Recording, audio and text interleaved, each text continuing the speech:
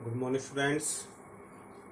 जैसा कि आपको पता है, हम ये कोरोना महामारी के इस समय के अंदर हम जो है डिस्टेंस यानी दूर बैठे हुए, घर बैठे हुए हम विज्ञान पढ़ें, इसके लिए हमने एक प्रयास किया है और आपको घर बैठे बैठे हम विज्ञान पढ़ाएंगे।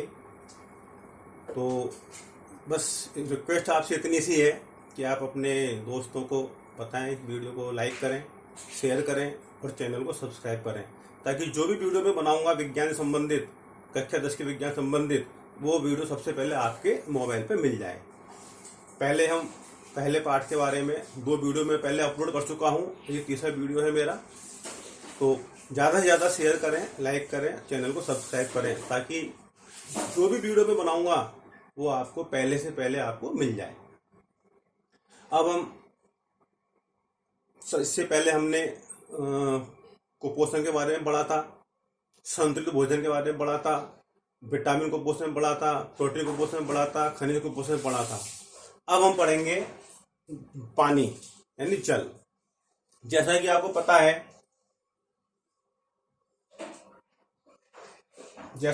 है, पानी यानी जल, ये हमारे विश्व में हम जो है पूरी भूमि को 100% मान लें तो 70% भाग पर जल पाया जाता है और 30% भाग पर जमीन पाई जाती है, स्थल पाया जाता है। 70% भाग जल होने के बावजूद भी हमारे पीने योग्य जल बहुत ही कम उपलब्ध है, क्योंकि बहुत ज्यादा जल समुद्रों में, महासागरों के अंदर मौजूद है, जो कि लवणीय जल होता है और हम अलवणीय जल को ही पी सकते हैं। तो केवल 30% भाग जल पाया जाता है, 30% भाग समतल है और 70% भाग क्या है? जल है। अब हम देखते हैं पानी। पानी हमारे शरीर के लिए बहुत ही आवश्यक है। हमारे शरीर की समस्त क्रियाओं को चलाने के लिए पानी की बहुत आवश्यकता होती है। जल तीनों अवस्थाओं में पाया जाता है। हमारे पदार्थ की 3 अवस्था होती हैं, पहली ठोस, दूसरी द्रव और तीसरी गैस।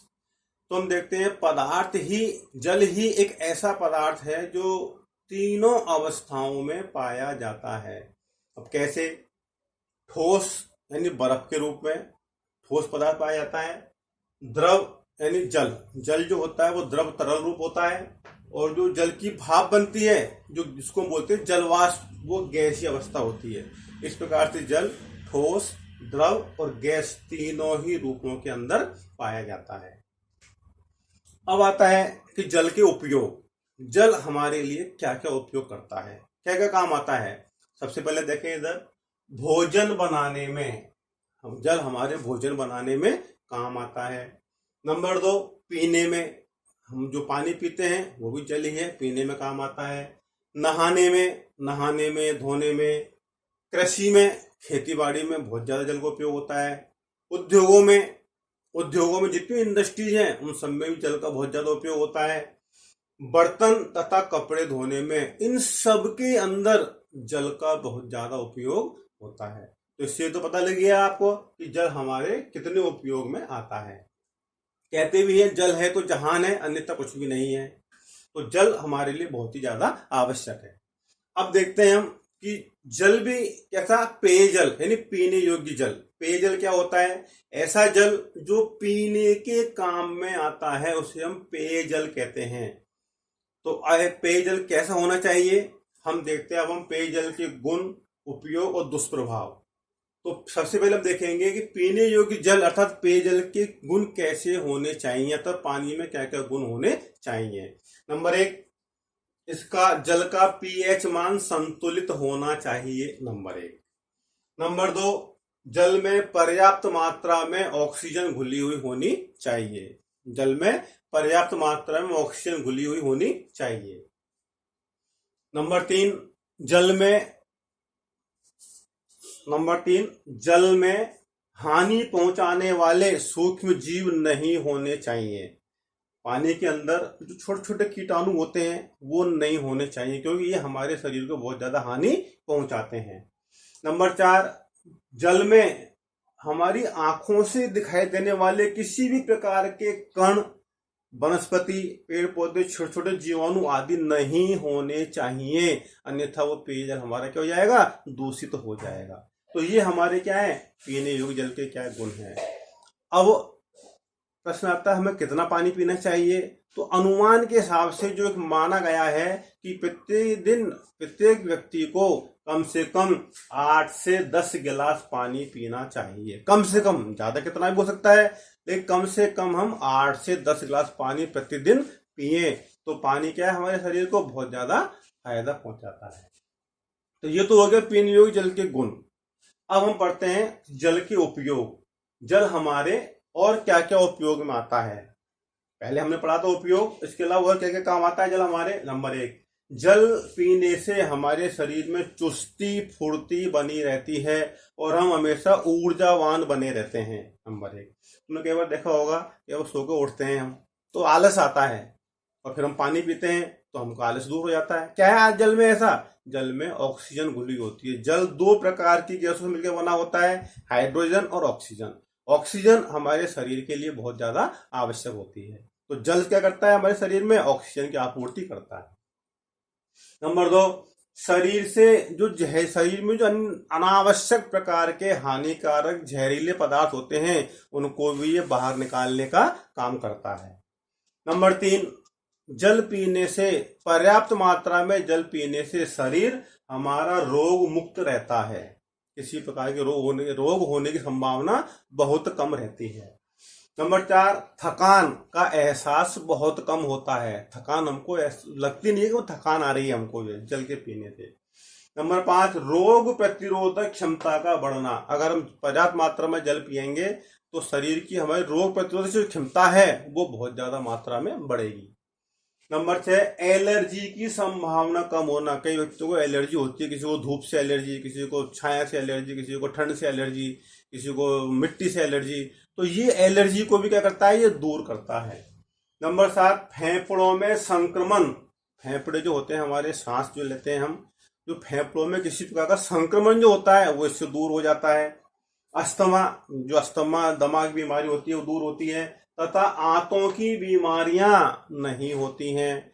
और कहते हैं कि हम पर्याप्त मात्रा में पानी पिए तो जो पथरी है, पथरी बनने की संभावना बहुत कम हो जाती है, अर्थात नहीं बनती है। तो इतने सारे गुण क्या है, जल के होते हैं, जल के उपयोग होते हैं। तो ये जल इतना सारा हमारे शरीर के अंदर काम करता है।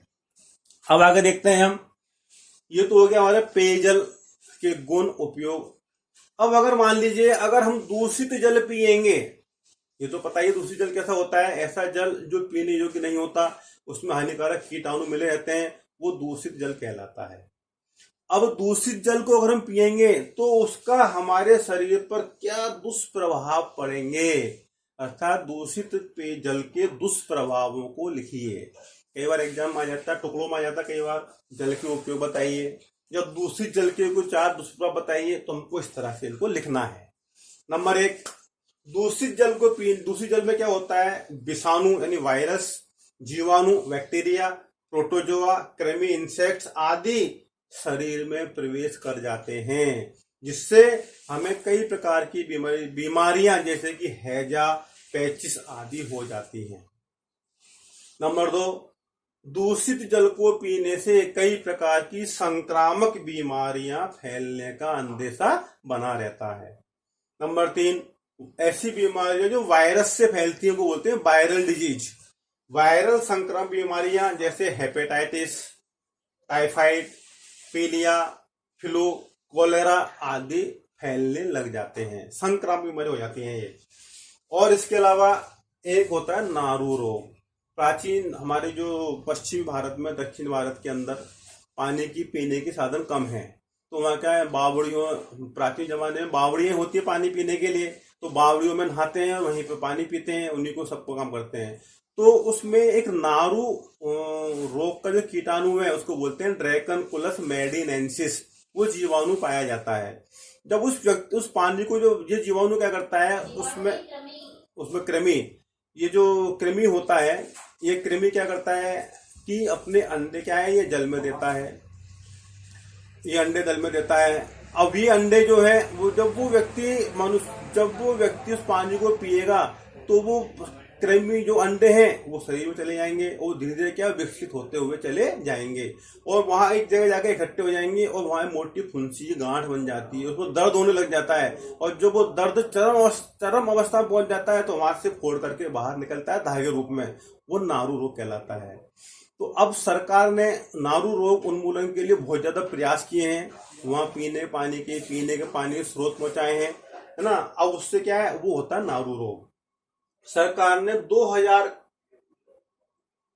के आसपास वहां नारू रोग उन्मूलन कार्यक्रम चलाया था, जिसमें दवा का छिड़काव करना और कई प्रकार के जो है पीने के पानी उपलब्ध करवाना। तो 2000 के बाद से वहां पर कोई भी रोगी नारू का नहीं पाया गया है। अब इससे बचाव क्या है, कैसे बचा जाए इससे पानी से? तो देखो, सबसे पहले क्या है, हमें पानी को उबाल करके छान करके ठंडा करके पीना चाहिए, ताकि जो कीटाणु होते हैं वो उसके अंदर क्या है, मर जाएं। नदियों की तालाबों की सफाई होना बहुत जरूरी है और इनमें नहाना, कपड़े धोना, बर्तन धोना आदि को मना करना चाहिए, ताकि वो उसमें कीटाणु आदि प्रवेश नहीं कर पाए। तो ये तो हुआ हमारा जल के गुण उपयोग और दूसरी जल के दुष्प्रभाव। अब हम देखते हैं मोटापा। मोटापा क्या है? मोटा बोलते हैं ओबेसिटी। शरीर की ऐसी स्थिति जिसमें वसा शरीर में इतनी ज्यादा मात्रा में इकट्ठी हो जाती है कि वह स्वास्थ्य पर हानिकारक प्रभाव डालने लग जाती है, वह स्थिति मोटापे की कहलाती है। फिर से देख लो एक बार, शरीर की ऐसी स्थिति जिसमें वसा शरीर में अत्यधिक मात्रा में एकत्रित हो जाती है ताकि वो शरीर पर हानिकारक प्रभाव डालने लग जाती है, वह स्थिति मोटापे की कहलाती है। मोटापे के रोग कौन कौन से होते हैं? मोटापे के कारण, सबसे पहले कारण क्या है? चर्बी युक्त भोजन करना। चर्बी युक्त जिसमें फैट होती है ऐसा भोजन करें, तेल घी ज्यादा खाएं हम। जंक फूड, कृत्रिम भोजन, फास्ट पिज्जा बर्गर कचौरी समोसे जंक फूड होते हैं, कृत्रिम भोजन। कम व्यायाम कम करना, स्थिर जीवन यापन, बैठे रहना, हिलना डुलना नहीं, ज्यादा घूमने फिरने नहीं जाना। ऊर्जा सेवन और उपयोग में असंतुलन, खाना खा रहे हैं हम तो ऊर्जा बनती है लेकिन उसकी चर्बी नष्ट होनी चाहिए, हमको काम करना चाहिए ताकि संतुलन बना रहे।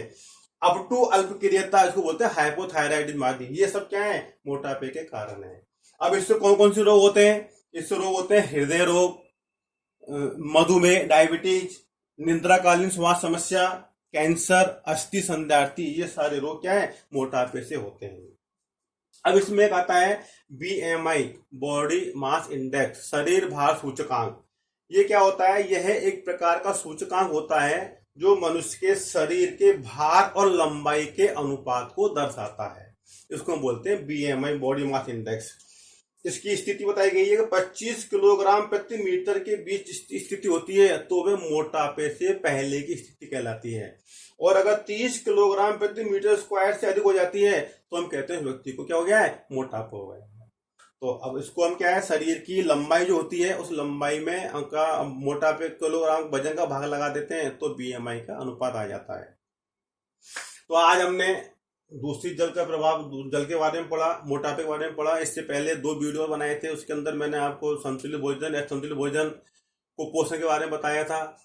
अब अगला जो टॉपिक है उसके बारे में नेक्स्ट अगली वीडियो में बताऊंगा, लेकिन इससे पहले एक निवेदन है, चैनल को सब्सक्राइब जरूर करें, लाइक करें, शेयर करें, ताकि जो भी वीडियो में बनाऊंगा, चौथा वीडियो आएगा, 3 वीडियो हो चुके हैं, चौथा वीडियो में बनाऊंगा तो वो सबसे पहले आपके मोबाइल पर मिल जाए।